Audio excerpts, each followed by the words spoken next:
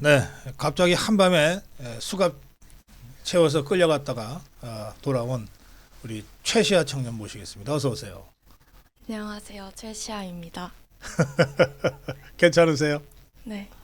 지금은 시간이 많이 지나서 괜찮아졌어요. 진짜 수갑 채워서 끌려갔어요? 네. 12시에 손 좀 보여줘요. 거기 수갑을 채웠어요? 네. 밤 12시? 네.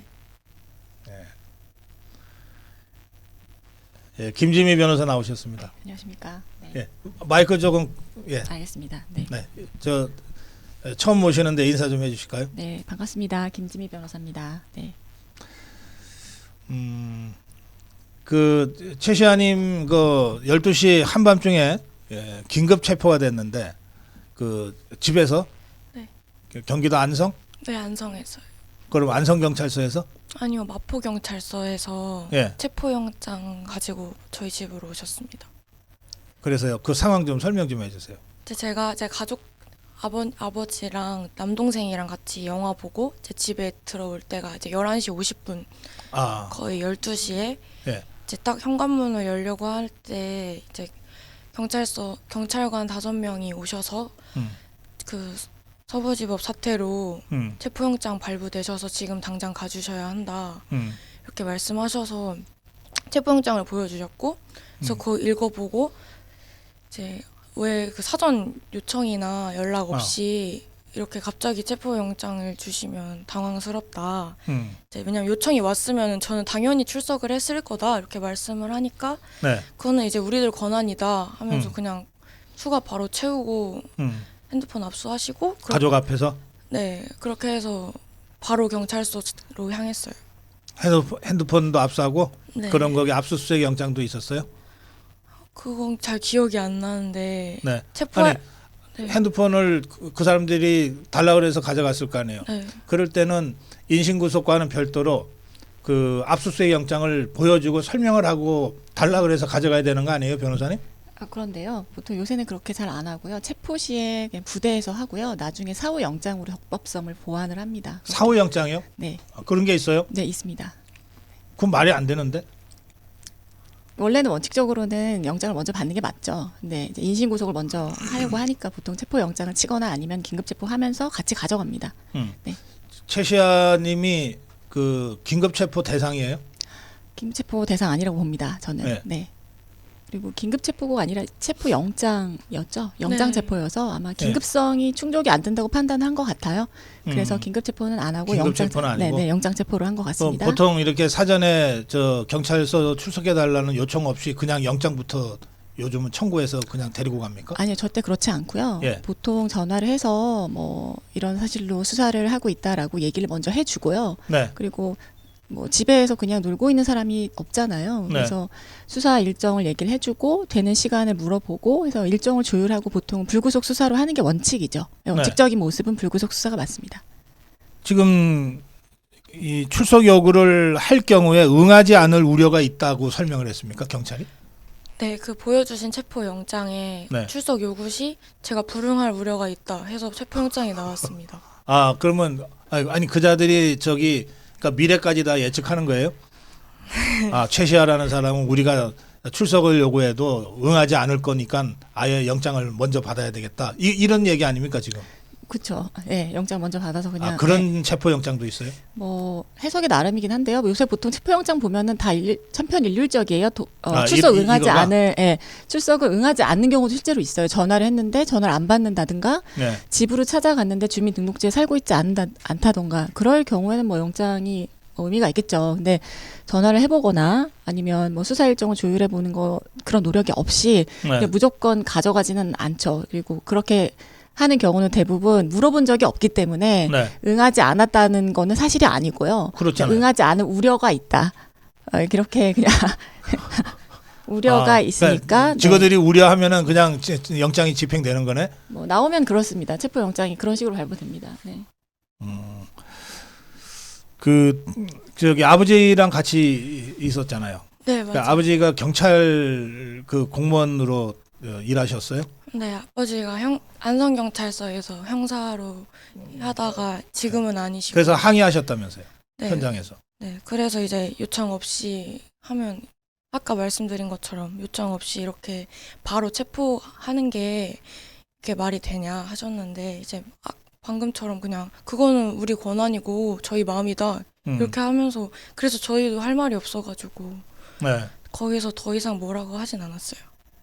그냥 그래갖고 할 수 없이 이제 따라- 경찰차 타고 네, 경찰차에 실려서 뒷좌석에 네, 양쪽에 경찰관 2명 앉고 도망갈까봐 네. 그리고 밖에서만 열고 안에서는 못 여는 문 자물쇠 채우고 그건 잘 모르겠습니다. 근데 뭐 예, 대통령님도 경찰차들은 그렇게 돼 있어요. 그렇죠. 예, 타고 가다가 저 문 열고 도망갈까봐 안에서 문 못 열게 해놓고 양쪽에 경찰관 2명이 타요. 뒷좌석 가운데 앉히고. 근데 대통령님도 위조 문서로 불법 영장 나오셔가지고 네. 시민인 제가 뭐 할 수 있는 건 없으니까. 대통령도 불법으로 체포당하는데 내가 네. 어떡하겠냐. 그래서 그런 다 바로 심정이었어요? 받아들였어요. 네. 아, 그래서 바로 받아들였어요? 네. 나 이런 참. 뭐 조사 받았어요? 그 이제 서부지법 그때 이제 왜 들어갔는지 그리고 뭐지 폭력을 쓸 의도가 있었는지 같은 질문.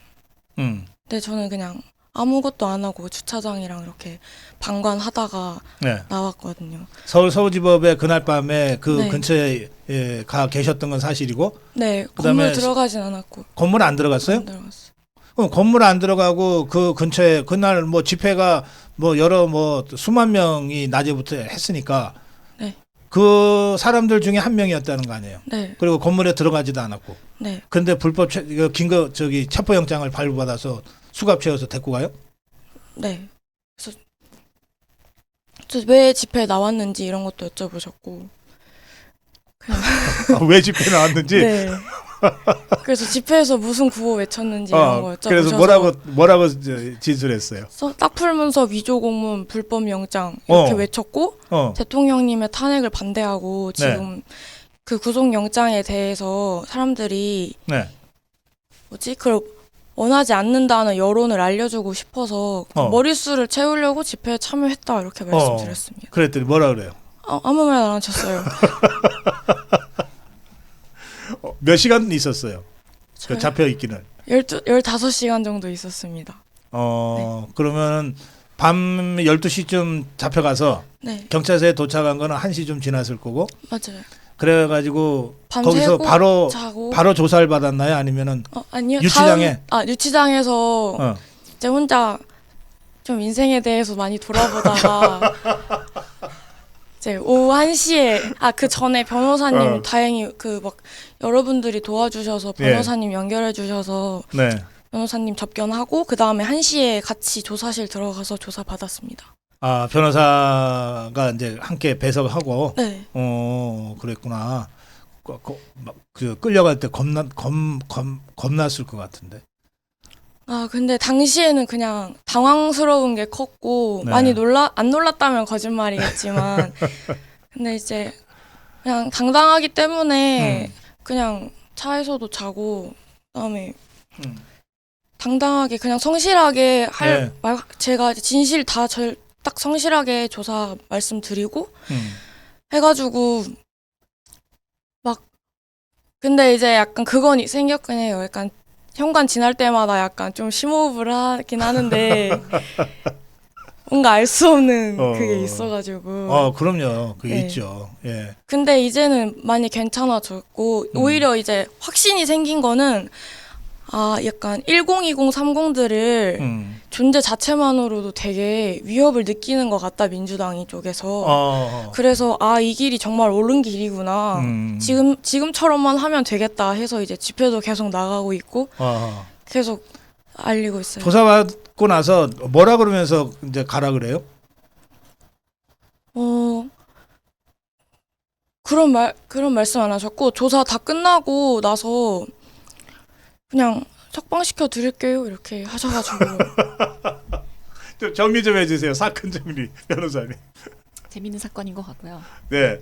그 제가 제명을 먼저 여쭤보니까 네. 특수건조물 침입이라고 해서 네. 아마 청사 내는 안 들어갔지만 경내에 이제 위호지를 들어간 것 때문에 특수건조물 침입으로 의유를 한 것 같고요. 예. 대답을 잘하셨어요. 관공서는 평소에도 열려 있어서 뭐 드나들 수 있는 거 아닌가요? 라고 물어보셨나 봐요.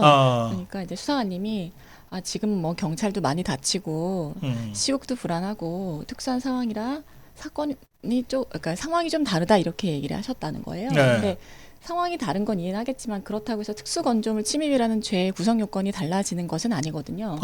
예. 네, 그리고 아마 다른 유튜브 방송의 직원으로 오해를 하신 것 같아요. 그러면 체포영장에 기재된 피의 사실에 오류가 명백히 있다고 보이고요. 네. 그래서 체포의 요건을 갖추지 않은 불법 체포, 위법한 체포라고 생각이 됩니다. 네, 그래서 그러면 변호사님 네. 이미 그 체포 요건을 갖추지 못한 불법 체포로 인해서 15시간 동안 그 집에서 강제로 끌려간 거 아니에요. 네네. 수갑 채워져 가지고. 그래서 15시간 동안 불법으로 수사받은 거잖아요. 이 부분과 관련해서는 이후에 우리 최 시장님이 할 수 있는 일이 뭐 없어요?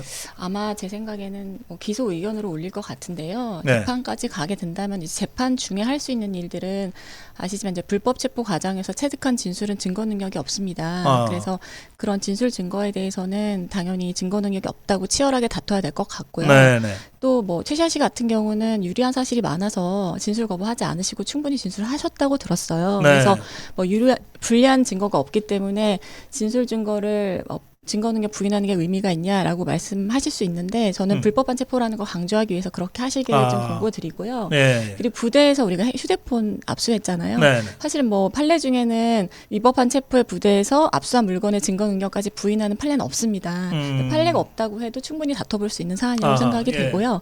그리고 또 포렌식을 아마 진행을 할 텐데 지난주에 저희도 포렌식 절차 참여했거든요. 네. 근데 막상 열어보면 수사기관이 기대하는 증거가 없는 경우가 많아요. 그러면 오히려 저희로서는 좋죠. 네. 왜냐하면 저희가 입증해야 되는 게 아니라 수사기관이 입증을 해주셨기 때문에 그래서 그런 것들 적극적으로 피력하시면 좋을 것 같고요. 네. 또 재판 시작되기 전에는 인권위에 아시지만 대통령께서도 방어권 침해받고 있다고 얘기를 긴급구제 신청하셨잖아요. 네. 긴급구제 신청의 형태도 좋고 아니면 일반 진정 신청을 해서 체포 그 영장 발부되기 전에 불구속 수사 원칙을 지킬 수 있었음에도 불구하고 네. 영장을 이렇게 요건 갖춰지지 않은 상태에서 허위사실 기재해서 영장 발부한 것은 인권 침해 소지가 있다 이렇게 진정을 해볼 수 있을 것 같고요. 네. 비슷한 사안에서 좀 물리력을 행사하거나 요건이 충족되지 않는 체포에 대해서 인권위가 권고를 한 게 5년 전에 나와 있는 게 있습니다. 네. 그래서 그런 사례 참고하셔서 인권위에 진정하는 것도 방법이 될 것 같아요. 네. 그 불법적인 행정 조치로 인한 그 국민의 손해가 발생한 것에 대한 행정 소송도 가능한가요? 뭐 손해가 분명하다면 가능합니다. 네네. 손해가 분명한데 15시간을 뺏겼잖아. 네. 그 금쪽 같은 시간을. 저기 그 휴대폰은 돌려받았어요? 아니요, 지금 포렌식 중이라서 네. 다음 조사 때까지는 못 받고 있어요. 그 참 변호사님 포렌식의 경우에 이 사건이 불법 건조물, 특수 건조물 침입이라고 하는 제목으로 이 영장을 청구받아서 이제 휴대폰까지 가져갔으면 그 사안과 관련된 것만 포렌식을 해야 되는 거죠. 그렇죠. 그 사안에 네. 관련된 것만 선별해서 체증을 하기로 되어 있습니다. 네네. 그렇죠. 네네.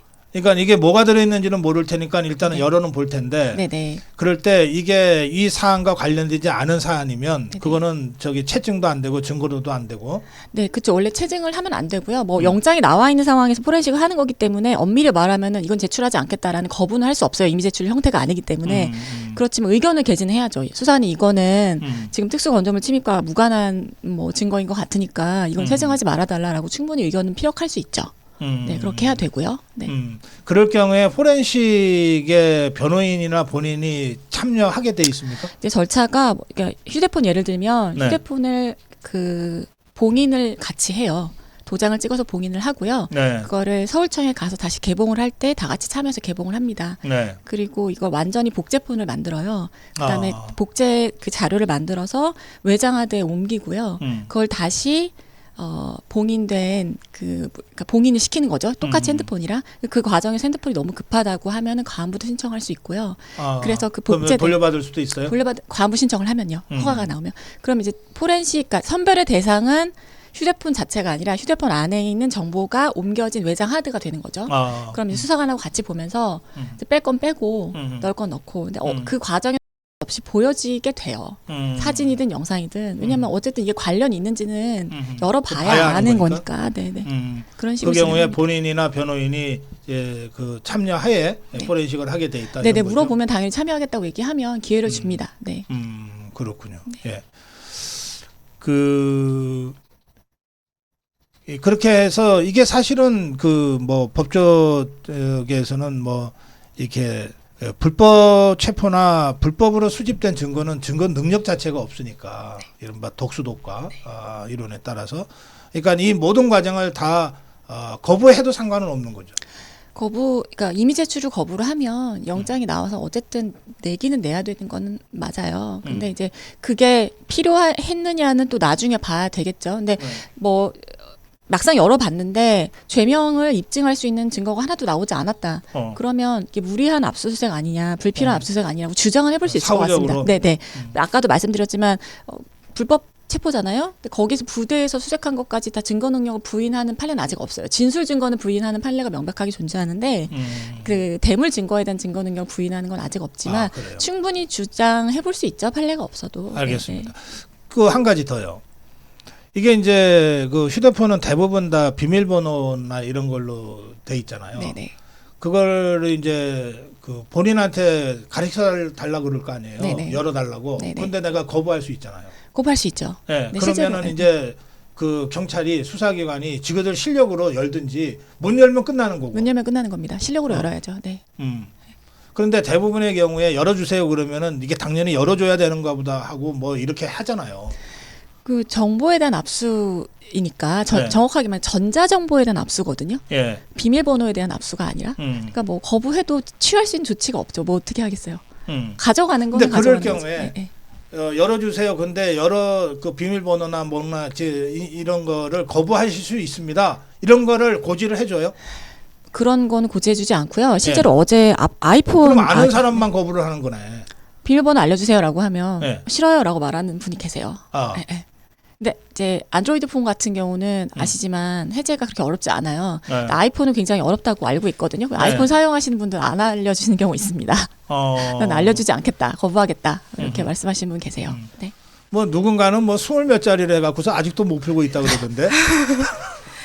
그러니까 아는 사람들은 그렇게 한다니까. 근데 뭐 불리한 증거가 그러면 이제 심증을 형성을 하는 거죠. 이 안에 뭐가 있나 보다. 네. 뭐 저는 그렇게 생각합니다. 그렇게 해도 되고요. 아니면 내가 정말 투명하다. 그러면 열어 보인 다음에 여기 없는데 왜 이렇게 무리하게 수사를 밀어붙이냐라고 피력해 볼 수도 있을 것 같아요. 원하는. 최시아님은 어떻게 하셨어요? 휴대폰. 저도 거부할 수 없는지 모르고 그냥 알려달라 해서 그 자리에서 알려드렸고 그 다음에 만약에 거부하면 막 또 증거인멸의 우려가 있다 해서 구속영장 나오고 이럴 것 같아서 그냥 저는 떳떳해가지고 그냥 다 알려드렸어요. 네. 그런데 이런 경우가 처음이죠. 네. 그러니까 이게 인신의 구속이라고 하는 거는 이 민주주의 국가에서는 엄청 큰 일이거든요. 그렇죠. 네. 예, 그렇기 때문에 굉장히 까다로운 법적 절차를 규정을 해놓는 거예요. 이 국민의 기본권 보호를 위해서. 그런데 이런 거를 평소에 너 경찰에 갑자기 잡혔을 때는 이렇게 해야 돼, 저렇게 해야 돼, 이렇게 가르쳐 주는 사람은 없잖아요. 학교에서도 그런 건 안 배워주잖아. 그러니까 어떻게 대처하셨는지 궁금하네. 처음일 텐데. 그냥, 네, 저도 아는 것도 없고 그러니까 그냥 해달라는 거 다 해드렸어요. 그냥. 잘한다. 네. 아니 우리 최시아님이 워낙 당당하니까 네, 그런 것 같아요. 또 해달라는 대로 다 해줘도 그냥 15시간 만에 풀려났지만 참 손에 뭐 아무것도 없고 있어봤자 그냥 뉴스 자료나 뭐 친구들한테 민주당 욕한 거밖에 없으니까 그냥 당당했어요. 네. 제가 서울 서부지법 사태로 이렇게 구속되어 있는 청년들 얘기를 좀 들어보면 어느 유튜브를 봤냐를 그렇게 집요하게 추적했다 그러던데. 최시아님도 그거 질문 받았어요? 네, 그냥 그것도 받았고 네. 그냥 뭐 연사에서 했던 말들 아 연단에 올라가서 제 뭐 네, 유튜브에 제가 연사 썼던 게 있더라고요. 이제 그 했던 발언들 이제 캡처해서 저기 한남동? 네. 음. 광화문 광화문에서 그래서 이거 너가 한 말이 맞냐 이렇게 어. 하시고 그래서 제가 한 말이 맞다 이러서 옆에서 김소연 변호사님이 다 맞는 말 했는데 이렇게 하셔가지고 네. 그래서 너가 직접 적었냐 해서 제가 메모장에 직접 적었다 이렇게 하고 그 우리 고성구 TV도 출연하신 적 있잖아요. 맞아요. 그것도 여쭤보셨어요. 어떤 유튜브 나갔냐 해서 고성우 TV 나간 것도 말씀드렸고 네. 아 이거 참 예. 그렇게 해서 다행히 지금 15시간 만에 일단 인신은 이제 풀려났어요. 그런데 아까 변호사님은 기소는 할 것 같다고 아까 말씀하셨나요? 네, 아마 기소 의견으로 송치할 예정인 것 같습니다. 영장까지 받았으니까. 네네. 영장을 발부받아서 체포를 해서 15시간을 조사를 했는데 기소를 안 한다 그러면 문제 될 수 있죠. 그럼 지그들이 문제가 되니까 너는 도대체 왜 그럼 영장 받았냐? 왜 체포했냐? 이렇게 되니까 나중에 무죄가 나오더라도 기소는 할 거다. 네. 기소는 일단 할 것 같고 일괄 기소를 지금 했잖아요 이미. 그래서 아마 추가 기소 형태로 하지 않을까 싶네요. 네. 네. 그 여쭤봤을 때도 그 서부지법 관련해서는 전부 다 기소를 하는 요즘 트렌드처럼 약간 이렇게 말씀하셨어요. 추세 지금 다 기소는 다 당하고 다 하시는 추세다 이렇게 말씀하셔서 기소 되나 보다 하고 있었어요. 그러면 우리 60여 명은 구속 기소되고 우리 최시아님은 이제 불구속 기소가 되는 거네요. 네. 근데 불구속 기소되는 사례가 지금 최시아님 말고도 또 있나요? 지금 2월 10날 일괄 기소한 분이 64명인데요. 네. 구속 기소가 63명이니까 한 명은 이제 불구속 기소했다는 얘기겠죠. 네네. 그리고 앞으로 추가로 또 최시아님은 사태 발생 20일 후에 지금 갑자기 체포된 거 아니에요? 네네. 그런 경우가 더러 있습니다. 출근하다가 체포되고요. 자고 있는데 체포되고 뭐 그렇게 해서 구속되신 분도 있고. 지금 그런 경우에는 무슨 당시에 주로 유튜브 영상일 텐데 이거 뭐 채증을 하잖아요 경찰이. 네네. 이런 걸 가지고서 이제 신원 확인해서 이제 추적해서 이렇게 하는 경우인가요? 어느 유튜브를 봤냐고 물어보는 질문을 많이 해요. 근데 그게 처음에는 그런 얘기를 하지 않았고요. 네. 수사 방향이 아무래도 이제 배후에 누가 있는 거 아니냐 이런 의문을 품으면서 그런 식으로 좀 구체화된 것 같아요. 그래서 뭐 어느 유튜브 보세요? 뭐 어떤 영상 보세요? 뭐 이런 거를 좀 물어보는 거의 뭐 빠지지 않는 질문인 것 같고요. 네. 그리고 불구속 기소가 된 경우 사실 많이 드물고 원래는 저희가 1월 20날 어느 특정 경찰서에서 연락이 왔어요. 4명 그냥 훈방하겠다. 그래서 아예 입건이 안 된 줄 알았는데 며칠 전에 연락이 왔습니다. 조사할 거라고. 제가 저희는 그 수사관님한테 훈방이라고 얘기를 들었는데요. 라고 하니까 저한테 물으시더라고요. 변호사님 훈방이 뭐예요? 라고 물으시더라고요. 그래서 제가 저도 모르겠네요. 훈방이 뭔가요, 수사관님? 물어보시니까 막 웃으시더라고요. 그래서 입건이 안 됐다고 생각해서 집에 갔는데 부르시면 뭐 부르실 수는 있죠. 근데 이제 이게 의견이 달라진 건지 아니면 내부적으로 아직 조정되지 않은 잠정적인 상태에서 귀가를 시킨 건지 얘기를 해달라라고 하니까 후자라고 말씀해 주셨고요. 이런 경우는 사실 구속시킬 수 없죠. 구속시키면 난리가 나겠죠. 그래서 이런 경우는 뭐 불러서 조사는 해보고 있는데요. 이런 경우도 제가 볼 때는 불기소 의견을 올릴 것 같지 않아요. 전부 기소 의견으로 아마 올릴 겁니다. 근데 검찰에서 기소할지 여부는 또 봐야 될 것 같지만 일단 초동 수사를 하는 경찰서에서는 기소 의견을 올릴 것 같다는 의견입니다. 그래요. 아까 말씀하신 그 64명은 이제 경찰에서 검찰로 넘겨서 검찰이 기소를 한 숫자라는 거죠. 공소장을 아마 지난주 금요일에 받아보셨을 거예요. 제가 월요일 접견 가서 사본을 받았거든요. 근데 뭐 최근에 받아보신 것 같더라고요. 공소장은. 자, 그 변호사님의 이제 법률가로서의 소견을 좀 제가 여쭙고 싶은데요. 이게 이제 기소는 일단 됐으니까 재판은 받아야 될 텐데 유무죄에 대해서는 어떻게 생각합니까? 이제 공소장을 저희가 봤는데 변호인단 의견 중로는 이걸 어떻게 이제 재판을 하려고 하나 변론 분리를 해야 하지 않나 이런 의견이 나오고 있어요. 왜냐하면 이제 일괄 기소를 했다는 건 뭐 이 사안의 계기가 동일하기도 하지만 거의 대부분을 공범으로 묶었거든요. 그러니까 그 자리에서 공모 의사가 형성됐다고 보신 것 같고 그걸로 우유를 하려고 공범으로 묶으신 것 같습니다. 근데 아시지만 단독 범행과 공동 범행은 죄질이 다르고 죄명도 다릅니다. 그래서 아마 좀 무겁게 이게 네. 공범으로 대부분 묶으면 한 60여 명의 공범이 뭐 집단적으로 뭔가를 한 것으로 돼서 그 죄가 굉장히 무거워지잖아요. 네, 덩어리는 지금 2개인데요. 네. 마포대로 109번 도로 앞에서 있었던 그 공수처 차량권이 있고요. 거기는 뭐 전부 지금 공범으로 묶여 있는 상황이고요. 아하. 단독으로 나가신 경우를 하더라도 네. 서부지법법 같은 경우도 공범으로 묶여 있는 상황이에요. 근데 모든 63분이 그렇게 된 건 아니고 좀 군소로 묶여 있기는 해요. 그렇지만 단독 범행으로 된 건 제가 공소장에서 못 본 것 같습니다. 그러면 이게 형사 사건이니까 그 공범이라고 할 경우에는 사전에 모의를 하거나 뭔가 뭐 역할 분담을 하거나 뭔가 또는 이익이 났을 때 공동으로 나누거나 뭐 이런 요건이 필요하잖아요. 이번 경우에 그게 하나도 적용이 안 될 텐데 그걸 어떻게 공범으로 엮죠? 그걸 저희가 이제 다퉈야 되는 게 변호인의 의무인 것 같고요. 네. 그리고 이제 공모 의사를 인정하는 거는 뭐 사전에 네. 뭐 은행 강도 털이처럼 누구는 돈을 운반하고 누구는 뭐 열쇠 따고 누구는 망보고 이런 거는 사전에 되죠. 근데 그 자리에서 즉석으로 공모 의사 결성될 수 있다고 보기도 해요. 근데 그건 되게 예외적인 거고 이 사안에서 그걸 검찰이 입증을 해야 되는데 네. 입증을 잘 할 수 있을까 좀 의문이고요. 입증이 됐다라고 본다면 저희가 다퉈야 되는 부분이에요. 변호사님이 검찰 걱정을 하시는구나. 네. 너네 이거 공범으로 기소했는데 너네 자신이 있냐? 그러다가 너네 어떡하려고 그러냐 이러고 지금 걱정해 주시는 거죠. 질문 자체를 보면 수사관이 이거 혹시 사전에 계획하거나 뭐 연락해서 갔거나 아니면 배우가 있는지를 집요하게 물어보시는 것 같아 집요하게 물어보는 걸 봐서는 그래요? 공모 관계에 대한 생각을 하고 계신 것 같습니다. 네네. 알겠습니다. 나 이런 참 어이없는. 그 공범 관계가 만약에 이제 법원에서 그 탄핵이 돼버리면 그러면 이제 개별 행동들에 대한 이제 유무죄로 가는데 이 경우에는 어떻게 판단하세요? 사실 상승작용이 좀 있었어요. 그러니까 이게 개인이 혼자 야심한 시각에 뭘 부수거나 경례 들어가거나 이런 건 어렵죠. 어려운데 제가 뭐 아직 수사가 진행 중인 상황이기 때문에 자세하게 말씀드릴 수는 없지만 네. 들어가는 게 맞는 거 아닌가.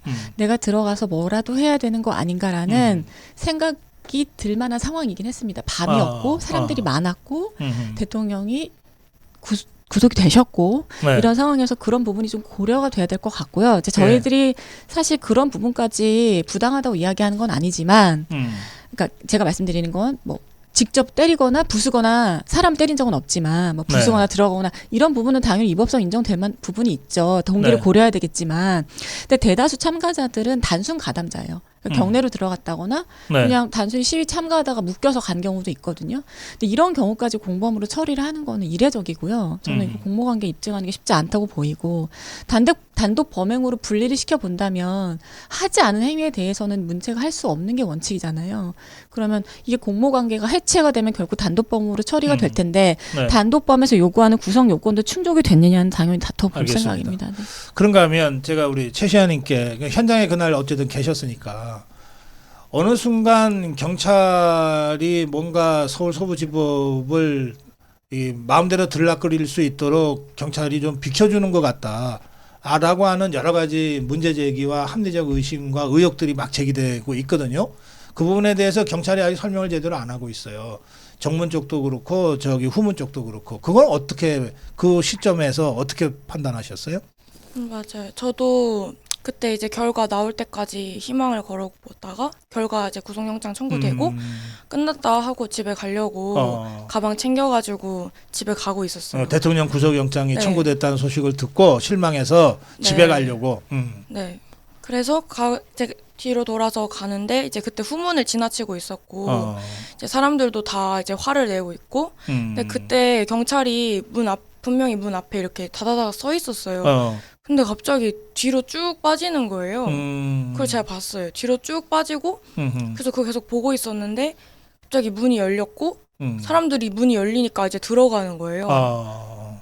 그래가지고 문이 열려서 딱 막 들어가고 있길래 아 이제 상황 끝나서 철수한 건가 하고 경찰이 그냥 이해는 안 됐어요. 갑자기 가만히 있다가 갑자기 뒤로 가는 걸 봐가지고 그래서 이제 그 시점에 뭐 시위 집회 인원이 더 늘는 것도 아니고. 네, 그대로였어요. 오히려 그렇잖아요. 더 오히려 점점 이제 빠지고 있어요. 아 이거 끝났구나 하고 실망으로 또는 분노로 이렇게 뿔뿔이 흩어질 그 지점, 맞아요. 그 시점에 이게 그렇게 됐다는 거 아니에요. 네. 그래서 그게 참 이해가 안 된다. 더구나 경찰이 그 전날 마포서의 그 보고서를 보면 뭔가 좀 심각한 이 사태가 발생할 수도 있다고 하는 대비책이 필요하다는 보고서까지 저 마포서 차원에서 만들었던 것도 확인이 됐단 말이에요. 변호사님 이거 어떻게 보세요?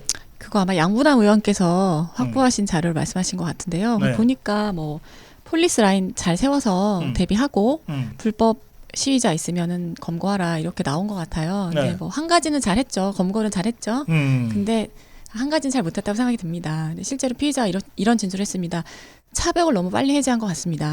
네, 차벽만 잘 세워졌으면 그 전에는 이런 문제가 없었는데. 그렇지. 훨씬 더 많았을 때도 네네네. 사람들이. 그 저희가 이제 사실 진술도 중요한데 객관적 물증이 중요하거든요. 네. 그래서 뭐 여러 가지 영상을 지금 확보를 했거나 또 추가로 확보할 저희 쪽에서 또 추가로 확보할 수 있는 게 있잖아요. 그래서 증거 보전 청구를 통해서 확보했고 또 확보할 생각입니다. 그래서 분석을 해서 네. 정말 이제 이런 걸 예상했고 대책을 세우라는 지침이 내려온 건 뭐 객관적인 사실인데 네. 이 지침대로 했느냐를 다퉈야 될 것 같습니다. 그리고 저는 뭐 이게 변호인단 중론은 아닌데요. 네.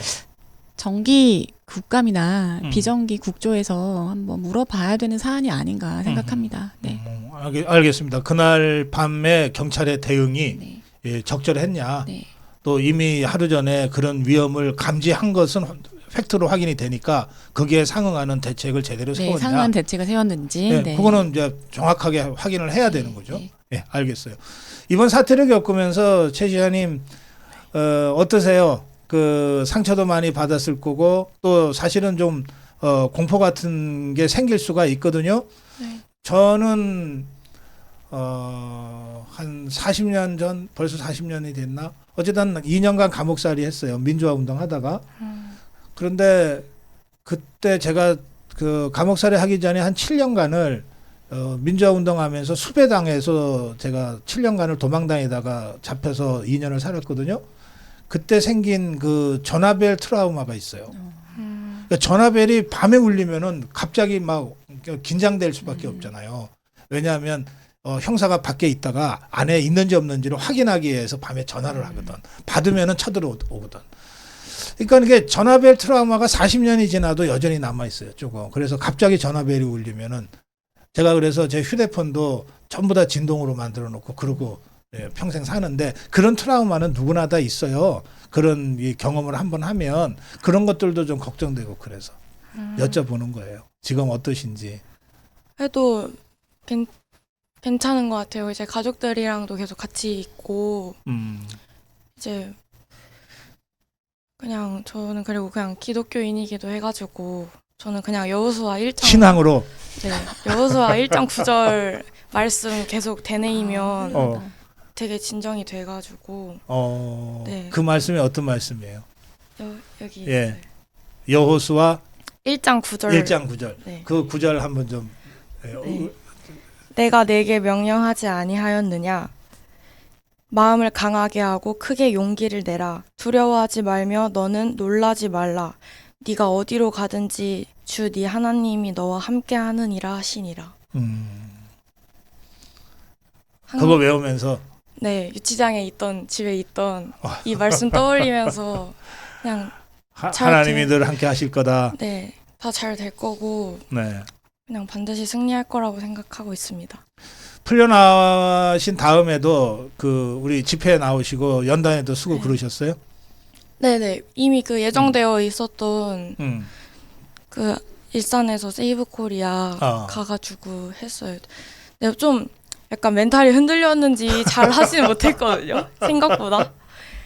근데 이제 너무 하고 싶었던 이유는 그냥 계속 목소리를 내는 게 맞다고 생각을 하고 진짜 더 막 주눅들 필요 없고 1020, 30들이 더 나서야 된다고 생각해요.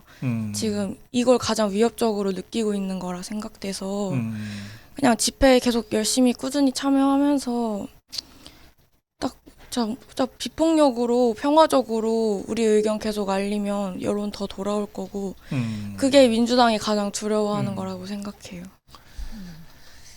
최시아님이 이 연단에 쓰는 것만으로도 엄청난 메시지가 되고 있어요. 네. 왜냐하면 저 종북 주사파들이 저 경우에도 문재인 정권 때부터 해서 10여 차례 지금 고소 고발을 계속 받았는데 그거 받으면은 어쨌든 우선 힘들거든요. 경찰서를 가야 되고 뭐 검찰청을 가야 되니까 안 가면은 뭐 2번, 3번 독촉 전화 오고 안 되면은 체포영장 발부될 수도 있잖아요. 네. 예. 그러면은 아무래도 좀 약해지고 위축될 수 있거든요. 그래서 같은 방송을 해도 조금 표현을 순화해서 쓰고 싶어지고 막 그래요. 유혹이 와요. 그게 지원 안 되는 거야. 예?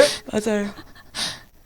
그러니까 최시아님이 잡혀갔다 왔는데 연단에 다시 나타나는 것만으로도 지금 말씀하신 대로 1230 세대가 또 우리 자유파가 위축되지 않을 그 힘을 주시는 거죠. 감사합니다. 이런 지금 어려움에 처해 있는 청년들이 참 많잖아요. 또 특히 부모님들이나 지인들. 네네. 지금 구속되어 있는 60여 명의 그 부모님들, 지인들. 엊그저께는 그 젊은 시각 송교 대표의 아버님 편지도 제가 읽어드렸는데 이분들한테 변호사로서 어떤 말씀 하시고 싶으세요? 일단 가족의 입장은 많이 다를 수밖에 없다고 생각합니다. 네. 그리고 가장이 여성분은 사실 많이 안 계시거든요. 뭐 다행이라고 볼 수 있긴 한데 네. 남성분들이 많이 들어가셨다는 거는 아버지고 가장이고 남편이 들어가셨다는 거잖아요. 가족 입장에서는 사실 이게 가정에 큰 타격이라고 보이고요. 네. 다만 뭐 저는 변호인이긴 이전에 국민으로서 좀 희망적인 말씀을 드리고 싶다면 지금 잘 아시겠지만 언론의 지형도가 변하고 있잖아요. 네. 예전에는 뭐 8년 전만 해도 레거시 미디어에 의존해서 다 정보 파악을 했는데 지금은 뭐 제가 말씀드리지 않아도 신생 미디어가 얼마나 정보를 잘 나르고 있는지 아실 겁니다.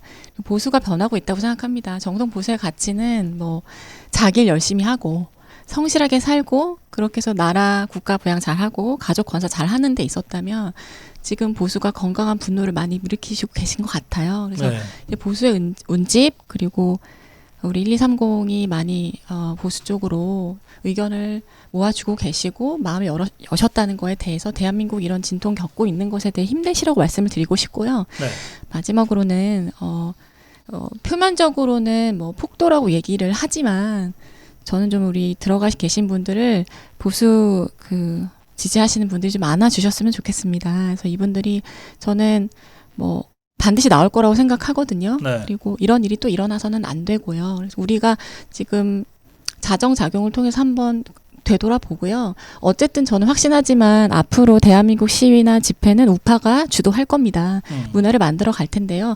과도기에 있는 거니까 조금만 참고 견디시고 가족분들 힘내시라고 말씀드리고 싶습니다. 예. 네. 변호사님 서울 서부지법 사태 후에 사실은 당일 밤부터 많은 변호사들과 또 시민들이 법률 조력과 법률 지원 또 여러 가지 형태의 후원을 나섰어요. 지금 이 방송 보시는 분들이 또 잠깐 뭐 투쟁하느라고 아마 잊고 있었다가 그렇지. 우리 청년들 64명이 아직도 감옥 가 있지. 이렇게 다시 또 환기가 되고 지금도 여기 댓글창에는 변호인단에 도움을 주고 싶다, 청년들 돕고 싶다, 가족들 돕고 싶다는 댓글들이 계속 올라오고 있는데요. 어떻게 할 수 있어요? 우리 일반 시민들이? 일단은 보내주시는 성금은 저희 손을 거치지 않고요. 직접 이제 영치금으로 송금하는 방식으로 돕고 계시고요. 네. 엊그제도 접견을 다녀왔는데 되게 놀라시더라고요. 너무 많이 보내주시니까 너무 다양한 곳에서 보내주셔서 저희가 나가서는 꼭 이거 사회에 환원하겠다 이런 분이 많고요. 또 예. 아시지만 다 이제 우리 이웃입니다. 그래서 뭐 기업 대표도 있고요. 전문직도 있고 학교 선생님도 계세요. 고3 담임 선생님도 계시거든요. 이런 분들은 사실 뭐 답이 없죠. 지금 계속 들어가 계시면. 당장 가족의 생계가 어려워질 수 있는 분들도 네, 많이 계세요. 네, 학교 선생님이시면 지금 고3 담임 선생님이시면은 고3들한테도 영향이 있거든요. 네, 네. 그래서 저희가 최대한 기소 보석에 힘을 쓸 생각이고요. 네. 또 저희 피해자들 같은 경우는 이제 본인들 토끼머리 당한 것 같아요라고 말씀을 오래전부터 하셨어요. 근데 이제 의혹인지를 확인해 보려고 영상을 좀 증거 보전 청구를 한 상황이고요. 네. 그리고 저희가 이걸 그냥 가만히 있으면 안 될 것 같아서 뭐 적법한 절차에 따라서 수사를 했는지 과잉 수사는 아닌지 이런 것들 조사하기 위해서 진조위를 하나 꾸렸습니다. 그래서 진상조사위원회. 네, 아마 다음 주 중으로 기자회견을 할 것 같고요. 네. 그런 걸 좀 봐주시고 또 대통령께서 나오시는 게 가장 긴급한 사안이긴 하지만 말씀하신 것처럼 들어가 있는 청년들 잊지 마시고 네. 또 네, 많이 도와주시고 응원해주시고 이런 진조위 활동이 있으면 지원 많이 해주시고 네 댓글도 많이 달아주시고 그러면 힘이 될 것 같습니다. 알겠습니다. 그 청년 구출을 위한 주권 찾기 유권자 소송 지원 후원 계좌 이게 지금 댓글에 올라와 있는데요. 아 이게 저희가 청년 지원한 계좌를 저희는 관리를 안 하고 어떻게 하냐면요. 영진 계좌 저희가 취합을 해서 드리면 아마 거기에서 자체적으로 송금하시는 걸로 알고 있습니다. 아, 네, 그러시군요. 네. 예. 혹시 그 주위에 우리 최시아님처럼 또 어느 날 갑자기 밤에 뭐 경찰이 들이닥칠 수 있어요. 지금 계속 그 영상을 가지고 채증을 한다 그러니까 그래서 정말 날벼락 맞듯이 이럴 수가 있는데 그분들한테 제일 먼저 어떻게 대처하는 게 좋겠다라고 한 말씀 해주신다면요.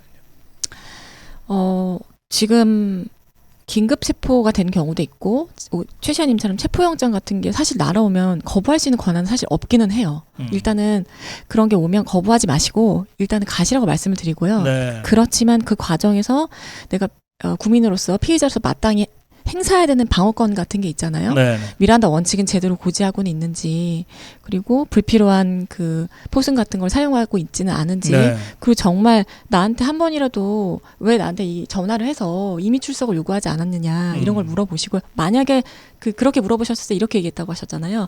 특수 건전물 침입이 지금 특수한 상황이어서 좀 이렇게 하는 겁니다라고 얘기를 하는데 특수한 상황이어도 아까 말씀드렸다시피 범죄 구성 요건은 달라지지 않아요. 네. 그런데 그런 거를 제대로 판단해서 영장을 친 건지 이런 걸 잘 보셨다가요. 나중에 변호인께 알려주셔서 불법 체포, 불법 구금에 대해서 적극적으로 다퉈보셔야 할 것 같고요. 예. 또 불리한 사안에 대해서는 피해자로서 진술 거부할 권리가 있습니다. 네. 진술을 거부할지 여부를 변호인하고 잘 상의하신 다음에 유리한 진술 위주로 하시면 또 최시아님처럼 구속영장이 청구되는 게 방지되는 그런 일도 있을 것이라 기대하고 있습니다. 네. 알겠습니다.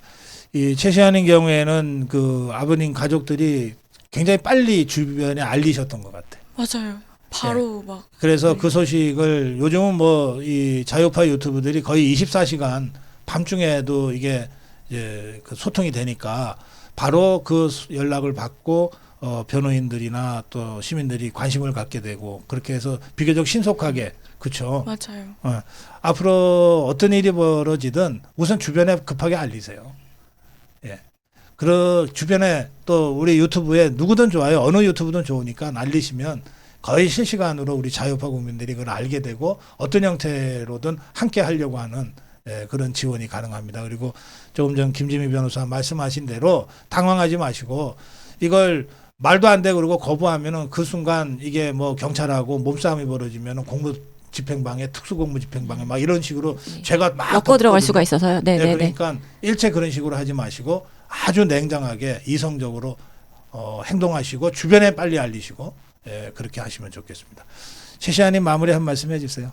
이 시간 지금 많은 분들이 보고 계신데 너무 대견하다고 팬들이 많이 드실 것 같아. 네. 감사합니다.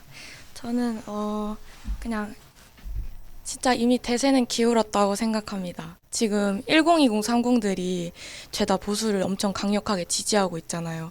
그래서 지금 이제 좌파들이 엄청 당황을 해가지고 이 커지는 불씨를 막으려고 무작정 겁박하고 고발, 고소 이런 법적 조치를 하면서 더 위축시키려고 하는데 정말 잘못 알고 있고 진짜 똥볼 차는 거라고 생각을 해요. 102030들은 진짜 이 길이 옳다고 확신한 순간 타협 안 하고 양보 절대 안 해요. 이게 옳다고 생각하면 그대로 밀고 나가기 때문에 그래서 이제 반국가 세력들이랑 일제 타협도 하지 않은 윤석열 대통령님을 이렇게 지지하는 것이고 그렇기 때문에 이렇게 막 더 오히려 우리를 압박할수록 더 진실을 알리려고 더 노력하고 부정선거 알리고 하면서 아마 이 등불이 훨씬 지금보다 더 커질 거라고 생각합니다. 막을 수 있는 방법은 없다고 생각합니다. 그래서 앞으로도 정말 1020 상공들이 지금까지 하는 것처럼 더 하면 좋겠습니다. 예. 우리 1230 세대와 함께하는 우리 기성세대들이 1230 세대를 보면서 다시 희망을 얻고 대한민국 미래가 밝구나라고 확신하게 되고 있거든요. 예, 그 점에서 우리 최시아님의 이 정말 담대하고 용감한 활동이 많은 분들한테 큰 힘이 될 거라고 믿습니다. 오늘 함께하신 김지미 변호사님 그리고 최시아님께 고맙다는 말씀드립니다. 고맙습니다. 감사합니다. 감사합니다.